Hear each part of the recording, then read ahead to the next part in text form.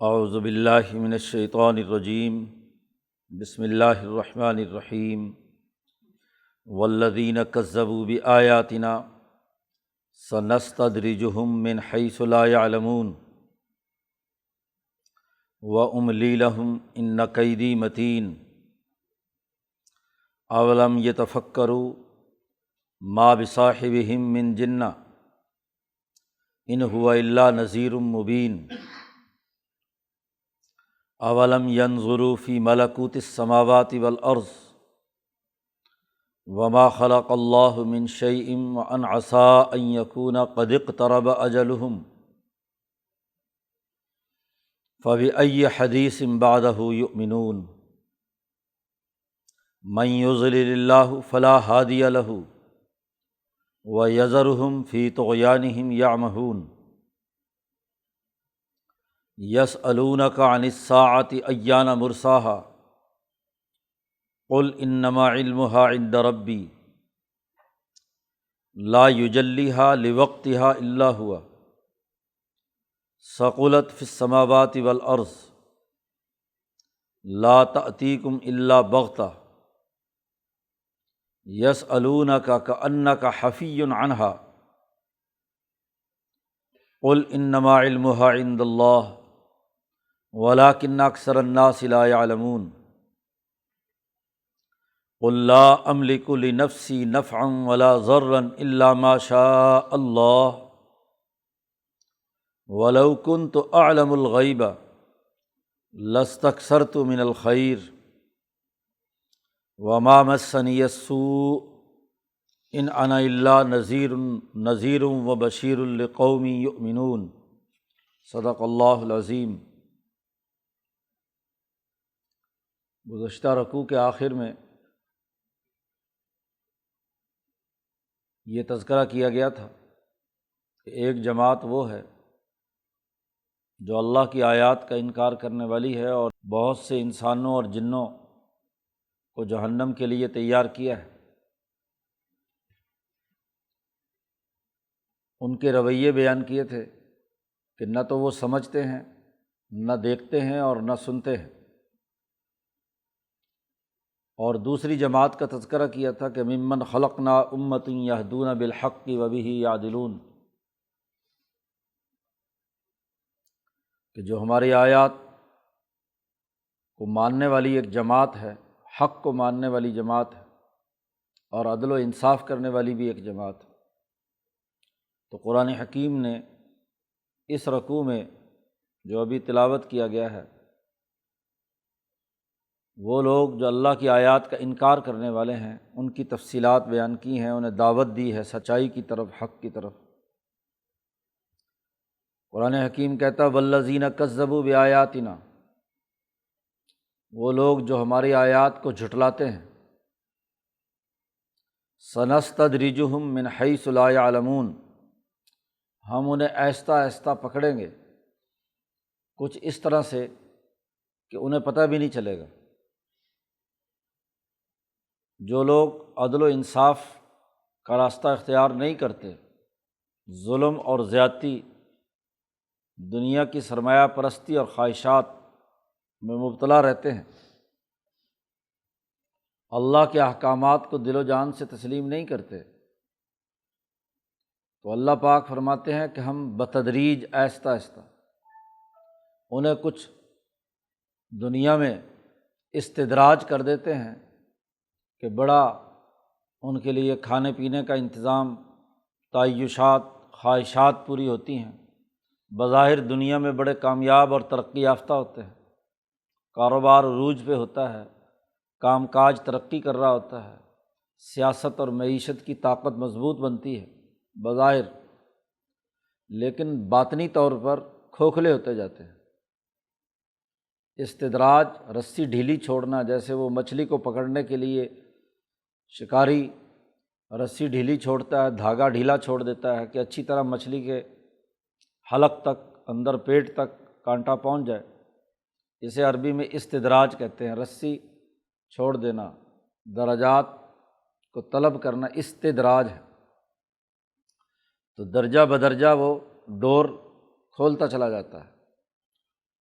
اور پھر ایک دم ہم انہیں پکڑتے ہیں، باطنی طور پر، روحانی طور پر وہ کھوکھلے ہیں انسانیت کے دائرے سے، محض جسمانی عیاشی کچھ دنوں کے لیے کرتے ہیں، اور پھر وہ ایک دم ان کو پکڑا جاتا ہے۔ سنستدرجہم من حیث لا یعلمون واملی لہم ان کیدی متین، میں ان کو ڈھیل دوں گا، ان کو کچھ وقت کے لیے رسی ڈھیلی چھوڑوں گا۔ قرآن حکیم کا یہ انداز اور اسلوب ہے۔ پہلے اللہ تعالیٰ نے اپنے لیے جمع کا صیغہ استعمال کیا، نستدرجہم، استدراج، اور اس کے لیے جمع بیان کی۔ مالا اعلیٰ کی وہ تمام تکوینی قوتیں وہ اس استدراج کے اندر شریک ہوتی ہیں۔ جب وہ اللہ کا آیات کا انکار کرتے ہیں اور اللہ ناراض ہوتا ہے، لیکن تکوینی طور پر ان کے لیے ایک وقت مقرر ہو چکا ہے کہ اتنی مدت کے بعد ان کو گرفت میں آنا ہے، یا ان کے دنیا میں کھانے پینے کے لیے یہ چیزیں ان کے تقدیر میں لکھی گئی ہوئی، جو تکوینی نظام ہے اس کے مطابق ان کو کچھ وقت کے لیے مہلت دی جاتی ہے۔ تو یہ مہلت اللہ کی مقرر کردہ ہے۔ یہ استدراج جو ہم نے کیا ہے، جمع کے صیغے سے واحد کے صیغے کی طرف فوری طور پر قرآن حکیم جب جملہ بدلتا ہے تو یہ دراصل زیادہ تاکید ہوتی ہے۔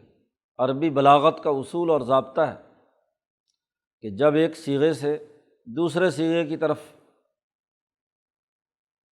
ایک جملے کے بعد دوسرا جملہ آئے تو اس میں زیادہ بلاغت، زیادہ گرفت، زیادہ اس کے اندر طاقت اور قوت ہوتی ہے۔ پہلے کہا ہم رسی ڈھیلی چھوڑتے ہیں، اور پھر اللہ نے براہ راست تمام طاقتوں اور قوتوں کے مقابلے پر ایک اپنی طاقت کا اظہار کیا، املی لہم، میں ان کو کیا ہے، ڈھیل دیتا ہوں۔ اور پھر ساتھ ہی کہا ان کیدی متین، میرا داؤ بڑا پکا ہے۔ مچھلی پکڑنے کے لیے جیسے شکاری داؤ کھیلتا ہے مچھلی کو پکڑنے کے لیے،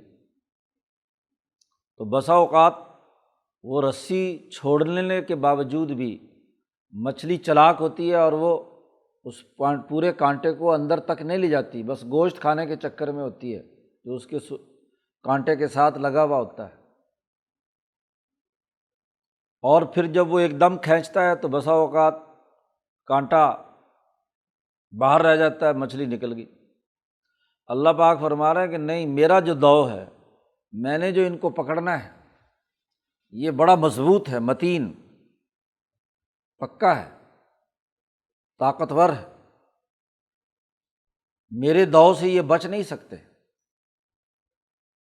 تو قرآن حکیم نے پہلے تو ان کے استدراج کا اور ان کے ڈھیل دینے کا تذکرہ کیا ہے، پھر ان کو دعوت بھی دی ہے، کیونکہ محض سزا دینا یا ان کو تکلیفیں اور ایذائیں دینا تو مطلوب نہیں ہے۔ اس لیے اللہ پاک نے آگے غور و فکر کی دعوت دی ہے۔ اولم یتفکروا، کیا انہوں نے غور و فکر نہیں کیا؟ یہ جو آج نبی اکرم صلی اللہ علیہ وسلم کا انکار کرتے ہوئے حضور صلی اللہ علیہ وسلم پر الزام تراشی کرتے ہیں کہ نعوذ باللہ حضور مجنون ہو گئے، شاعر ہو گئے، ان کی بات کا اعتبار نہ کرو، تو قرآن نے کہا اولم یتفکروا، کیا تم نے غور و فکر نہیں کیا کہ ما بصاحبہم من جنہ، ان کے ساتھی کو کوئی جنون نہیں ہے۔ رسول اللہ صلی اللہ علیہ وسلم پر کوئی جنون کی کیفیت نہیں ہے کہ ایسی حالت کے اندر آپ اس طرح کی باتیں بیان کر رہے ہیں۔ یہ بات اچھی طرح سن لو، اچھی طرح یہ سن لو کہ ان ہوا الا نذیر مبین، نبی اکرم صلی اللہ علیہ وسلم تو واضح ڈرانے والے ہیں اور صاف صاف باتیں بیان کرنے والے ہیں، کوئی ابہام نہیں ہے۔ جادوگر اور مجنون اور پاگل لوگ جب گفتگو کرتے ہیں تو کوئی 2-4 باتیں صحیح کہی، 8-10 باتیں غلط ہوتی ہیں، تو ایسے ہی کبھی ادھر کی ہانک دی، کبھی ادھر کی ہانک دی۔ کیا تم نے کبھی غور کیا حضور کی شخصیت پر مجنون آدمی مبین باتیں نہیں کرتا، وہ تو الجھی ہوئی باتیں کرتا ہے۔ جنون کی کیفیت ہی ایسی ہوتی ہے۔ یہ تو بڑی مبین، صاف صاف کھلی کھلی باتیں بیان کر رہے ہیں، اور واضح طور پر ڈرانے والے ہیں، جو جرائم تمہارے ہاں بھی تسلیم شدہ ہیں۔ کسی حق کو جھٹلانا، ظلم کرنا، کسی کا حق مارنا، خواہشات اور لذات کے اندر مبتلا ہونا، یہ تمہارے ہاں بھی جرم ہے۔ تو تم یہ حرکتیں کر رہے ہو تو تمہیں ان سے ڈرانے والے ہیں۔ تو ایک آدمی واضح طور پر ڈرانے والا ہو اور بڑی کھلی باتیں بیان کرتا ہو، اس کو یہ کہنا کہ وہ مجنون ہے، ذرا غور و فکر تو کرو، توجہ تو دو۔ یہ تو نبی اکرم صلی اللہ علیہ وسلم کے بارے میں غور و فکر کی دعوت دی ہے کہ آپ کی ذات گرامی، آپ کی شخصیت کا مطالعہ کرو۔ ایسی باتیں بھلا کوئی مجنون کہتا ہے؟ یہ تو عقل و شعور کی باتیں ہیں، یہ تو باتیں سمجھنے سمجھانے کی ہیں، یہ تو غور و فکر کی ہیں، یہ تو تمہارے اعمال کے جو نتائج آنے والے ہیں ان سے ڈرانے والے کی باتیں ہیں۔ پھر اس کے بعد اللہ نے ان کو دعوت دی کہ ذرا آسمان و زمین تمام پر غور و فکر کرو۔ اولم ینظروا فی ملکوت السماوات والارض، کیا انہوں نے دیکھا نہیں، مشاہدہ نہیں کیا، نظر نہیں کی آسمان اور زمین کے ملکوت میں؟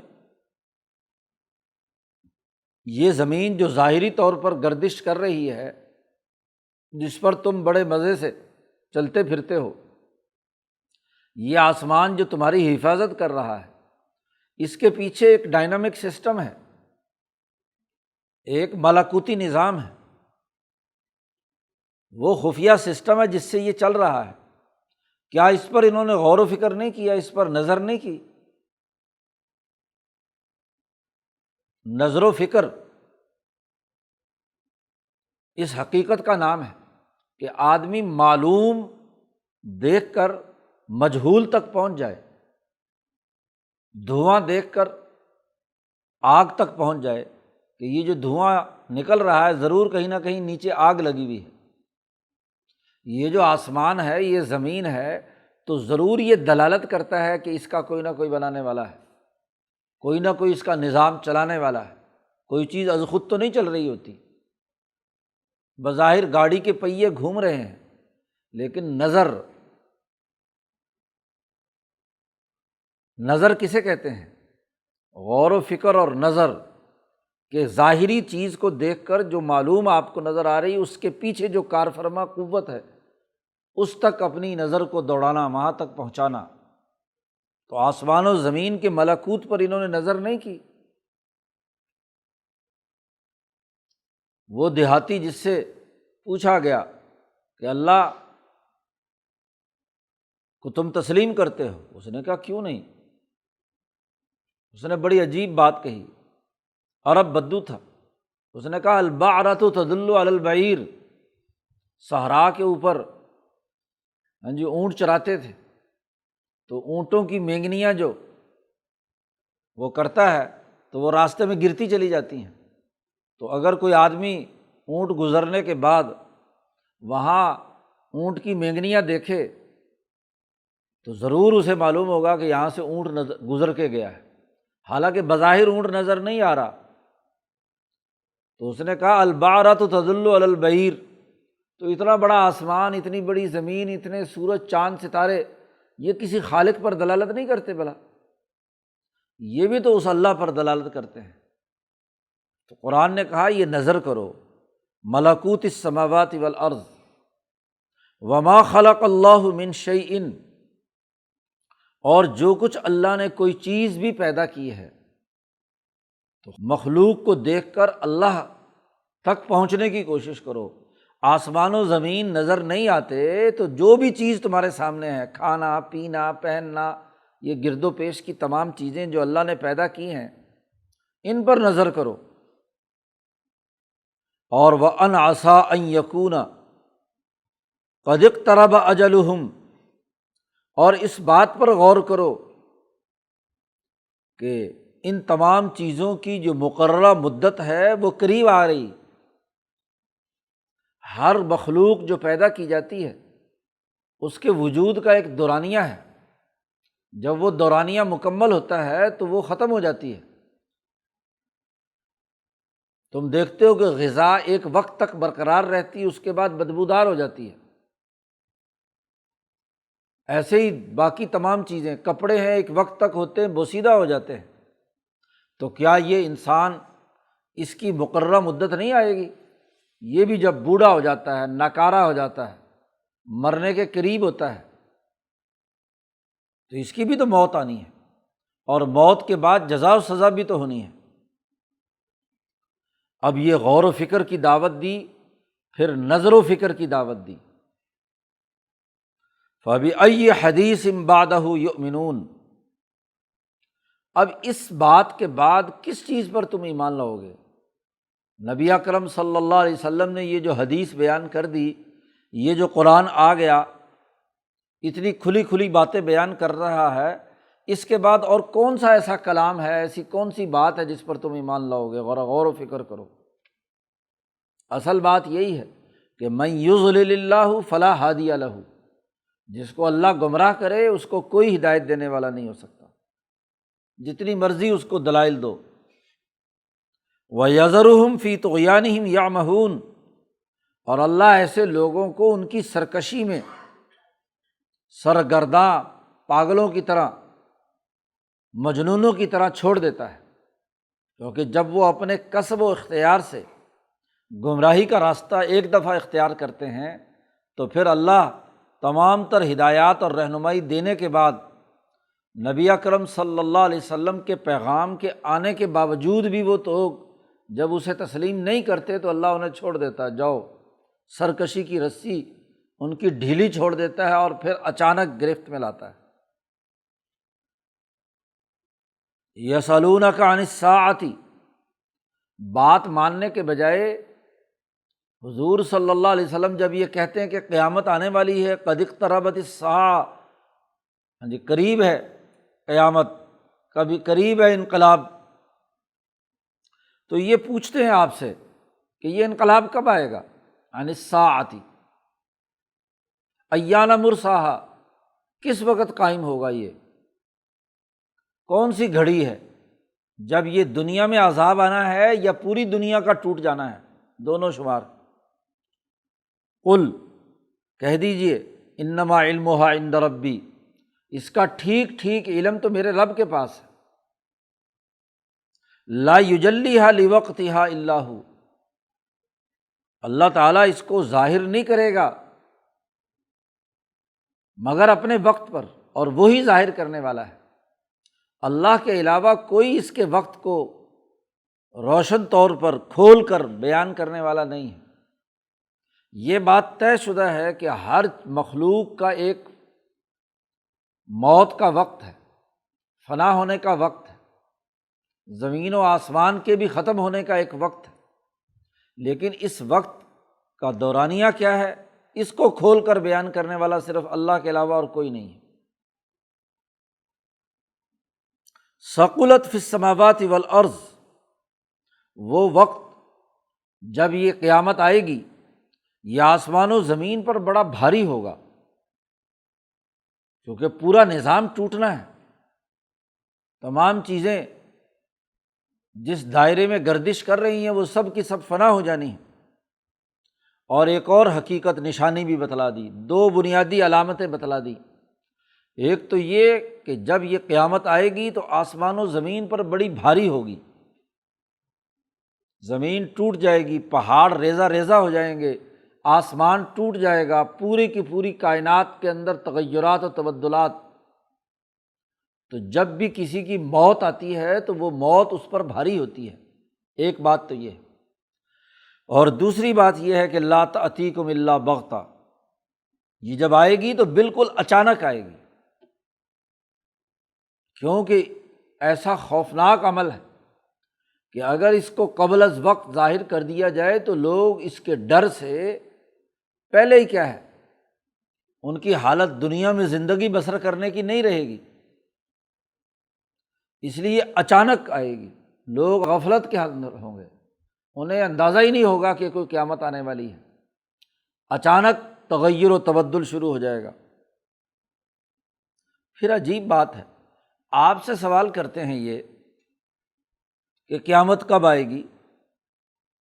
یسألونک، آپ سے سوال کرتے ہیں، کأنک حفی عنہا، گویا کہ آپ اسی قیامت کی تلاش میں اور کھوج میں لگے ہوئے ہیں، حفی عنہا، اس کی کرید میں لگے ہوئے ہیں کہ کب آئے گی۔ بھائی یہ تو جب آئے گی سو آئے گی، نبی جس کام میں لگے ہوئے ہیں وہ تو دین کے غلبے کا اور اس کے تسلیم کرنے کا ہے، اپنے سسٹم کو درست کرنے کی جدوجہد اور کوشش ہے۔ اب اگر ایک آدمی اپنے انجام کی کھوج میں ہی لگا رہے اور کام وام کچھ نہ کرے تو وہ تو نفسیاتی مریض ہے۔ ایک آدمی کو ڈاکٹر نے بتلا دیا کہ مرض لاحق ہو گیا، اب اس میں تمہاری موت آئے گی، تو وہ موت میں ہی الجھا رہے گا، پتہ نہیں کب آئے گی۔ بھائی اب تو اس کو صحت حاصل کرنے کی طرف فکر کرنی چاہیے، تاکہ موت سے پہلے کا جتنا وقت گزرنا ہے وہ تو اچھا گزرے۔ تو بجائے اپنی حالت کو درست کرنے کے محض اسی کام میں لگے رہیں گے حضور صلی اللہ علیہ وسلم کے بس قیامت کب آئے گی، کأنک حفی عنہا، گویا کہ حضور اس کی تلاش میں لگے ہوئے ہیں، کھوج میں لگے ہوئے ہیں۔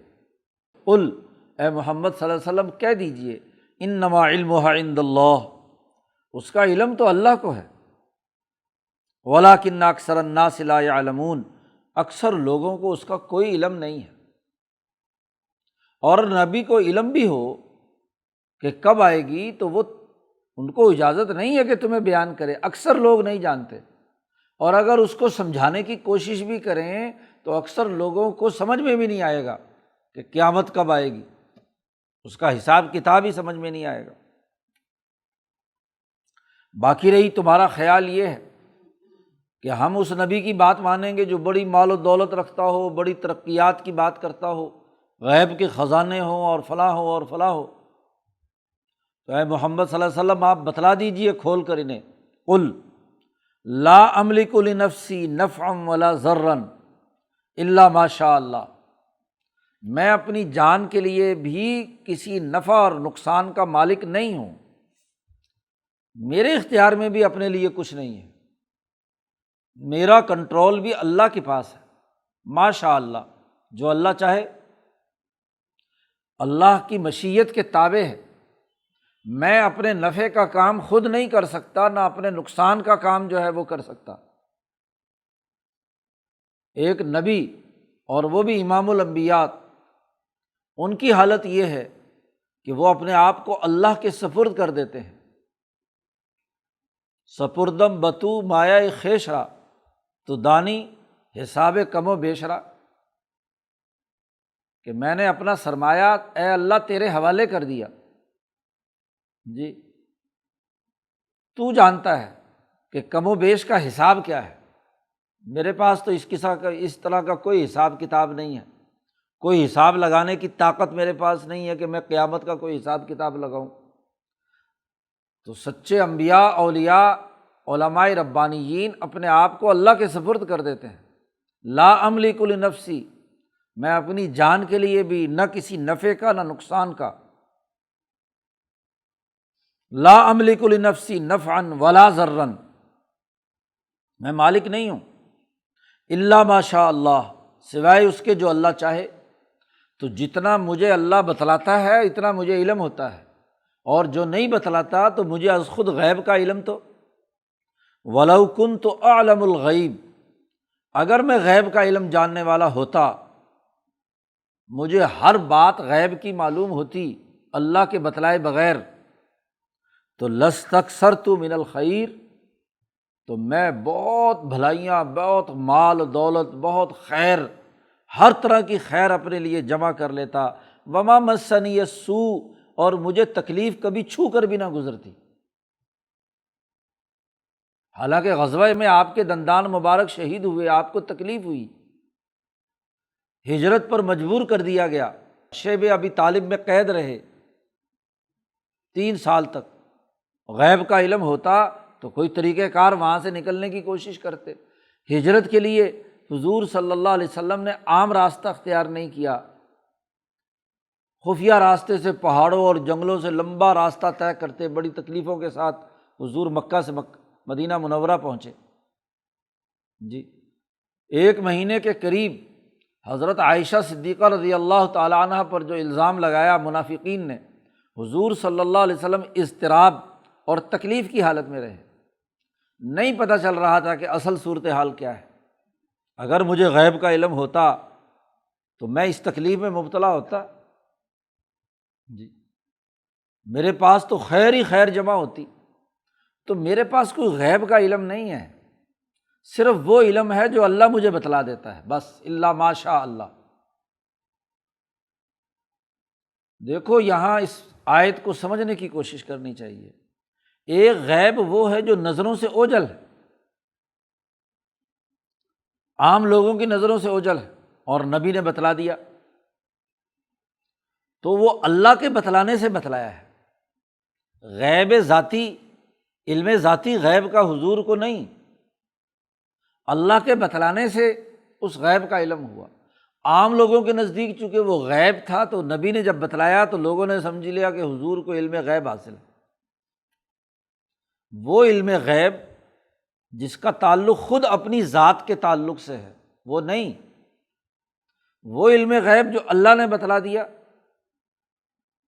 تو وہ نبی کی نسبت سے تو غیب نہیں رہا، لیکن عام لوگوں کی نسبت سے وہ کیا ہے، چونکہ ان کی نظروں سے اوجھل ہے تو وہ کیا ہے، غیب قرار پایا۔ تو کوئی محقق عالم کسی بھی فرقے کا ہو وہ ذاتی علم الغیب کا قائل نہیں ہے۔ یہ تو فرقہ وارانہ لڑائیاں نے پیدا کر دیا، جھگڑے کہ جی فلانا فرقہ یہ کرتا ہے اس لیے مشرک ہو گیا۔ کوئی فرقہ بھی کوئی محقق عالم صحیح جو قرآن و سنت کا عالم ہے وہ کبھی اس بات کا اعلان نہیں کرتا کہ حضور کو ذاتی طور پر بغیر اللہ کے بتلائے ہوئے از خود ہر بات کا علم تھا۔ تو پھر اللہ میں اور نبی میں کیا فرق ہوا؟ کوئی فرق۔ جو بھی اختلاف ہے وہ اس غیب کے بارے میں ہے جو اللہ کا بتلایا ہوا ہے، تو اس کو جانتے ہیں کہ نہیں جانتے۔ اور کوئی عالم ایسا نہیں ہے کہ اللہ کا بتلایا ہوا ہو اور حضور نے وہ بتلا دیا ہو تو اس علم غیب کا کوئی انکار کرتا ہو، ایسا بھی نہیں۔ تو یہ جاہلوں کے جھگڑے ہیں۔ بنیادی اصولی بات یہ ہے کہ حضور صلی اللہ علیہ وسلم نے اعلان کر دیا وَلَوْ كُنْتُ أَعْلَمُ الْغَيْبِ، اگر میں غیب کی بات از خود جان لیا کرتا تو لَاسْتَكْثَرْتُ مِنَ الْخَيْرِ، خوب کثرت سے میرے لیے کیا ہے، بھلائیاں ہوتی، وَمَا مَسَّنِيَ السُّوءُ، اور مجھے تکلیف قریب سے بھی ہو کر نہ گزرتی۔ تو یہ غیب کی باتیں، یہ روحانیات کی باتیں، یہ مستقبل بینی، یہ قیامت کب آئے گی اور فلاں فلاں، یہ نبی کا مشن، نبی کا پروگرام نہیں ہے۔ نبی کا تو ایک ہی پروگرام ہے کہ ان انا الا نذیر و بشیر، میں ڈرانے والا ہوں جو غلط کام کرنے والے ہیں، اور جو اچھا کام کرنے والے ہیں ان کو خوشخبری سنانے والا ہوں۔ میرا کام تو نذیر اور بشیر ہے، لقوم یؤمنون، ایمان لانے والی قوم کو، جو ایمان لائیں ان کے لیے خوشخبری ہے، اور جو کفر اختیار کرتے ہیں، جھٹلاتے ہیں، ان کے لیے کیا ہے، میں نذیر بن کر آیا ہوں۔ تو میرا مشن اور پروگرام تو یہ ہے۔